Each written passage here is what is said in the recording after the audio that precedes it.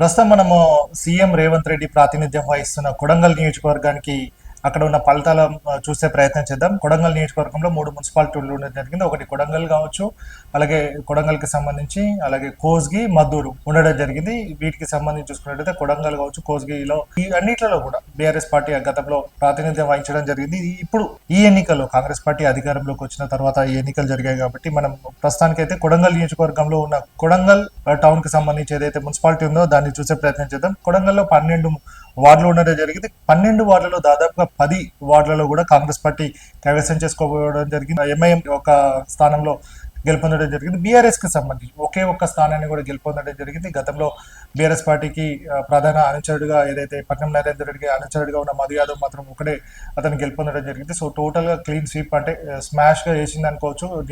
ఏదైతే సీఎం రేవంత్ రెడ్డి ప్రాతినిధ్యం వహిస్తున్న కొడంగల్లో దాదాపుగా 10 స్థానాల్లో గెలుపొందడం జరిగింది. అలాగే మద్దూరుకు సంబంధించి చూసుకున్నట్టయితే మద్దూరు అనేది నారాయణపేట జిల్లాకు వస్తుంది. ఇక్కడ చూసుకున్నట్టయితే మొత్తం 16 వార్డులు ఉండడం జరిగింది మద్దూరు మున్సిపాలిటీలో. ఇందులో కాంగ్రెస్ పార్టీకి 9 వచ్చినాయి, బీఆర్ఎస్ కి 6 వచ్చినాయి.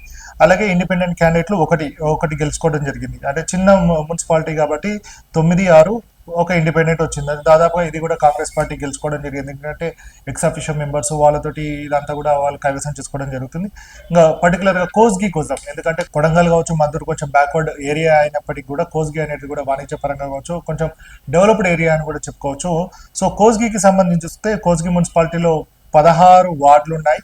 16 వార్డులు కూడా క్లీన్ స్వీప్, ఎవరు కాంగ్రెస్ పార్టీ క్లీన్ స్వీప్ చేయడం జరిగింది. ఒక్క క్యాండిడేట్ అదర్ పార్టీకి సంబంధించిన ఒక్క క్యాండిడేట్ కూడా ఇక్కడ గెలుపొందలేదు.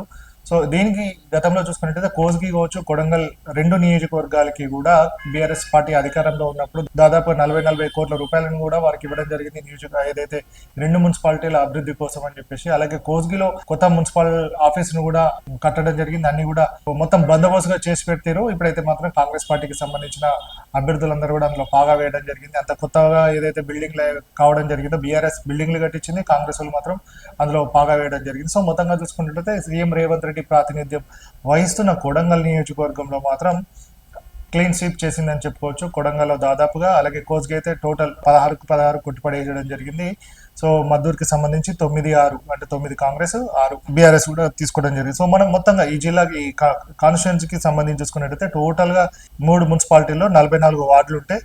కాంగ్రెస్ కి 35 వచ్చినాయి, బీఆర్ఎస్ కి 7, ఎంఐఎం కి 1, ఇండిపెండెంట్ కి 1. సో ఈ లెక్కలోనే తెలుసుకోవడం జరిగింది. 2 డిజిట్ నంబర్ మాత్రం ఒక కాంగ్రెస్ పార్టీకి ఇవ్వడం జరిగింది. సో సీఎం రేవంత్ రెడ్డి ప్రాతినిధ్యం వహిస్తున్న తన నియోజకవర్గంలో మాత్రం ఫుల్ ఫ్లెజ్డ్ గా ఆయన తన హవాను కొనసాగించడం జరిగింది. ఎక్కడ కూడా బీఆర్ఎస్ పార్టీకి సంబంధించి ఎక్కడ కూడా కంచోపు మేరలో కూడా క్యాండిడేట్లు కనబడలేదు. ఏ పార్టీ కూడా అంటే ఇంకా బీఆర్ఎస్ పక్కన పెడితే బీజేపీ కావచ్చు, మిగతా పార్టీలు అనేవి కంచోపు మేరలో కూడా అంటే సింగిల్ డిజిట్ కి బీఆర్ఎస్ అయినా పరిమితమైంది, కానీ మిగతా చోట్ల వాటి డిపాజిట్లు కూడా లేవని కూడా మనం చెప్పుకోవచ్చు. సో ఒక పక్క అటు ఎవరి అడ్డాలు అయితే ఉండడం జరిగింది, అడ్డాలో మాత్రం వారంతా కూడా పకడ్బందీగా తమ సామ్రాజ్యాన్ని స్థాపించుకోవడం జరిగింది. అక్కడ వాళ్ళ మున్సిపాలిటీలు మాత్రం వారే కైవసం చేసుకోవడం జరిగింది. ఇందులో భాగంగానే రేవంత్ రెడ్డి ప్రాతినిధ్యం వహిస్తున్న కొడంగల్లో కూడా దాదాపుగా వారు కాంగ్రెస్ పార్టీ అన్ని స్థానాలు కూడా గెలుచుకోవడం జరిగింది.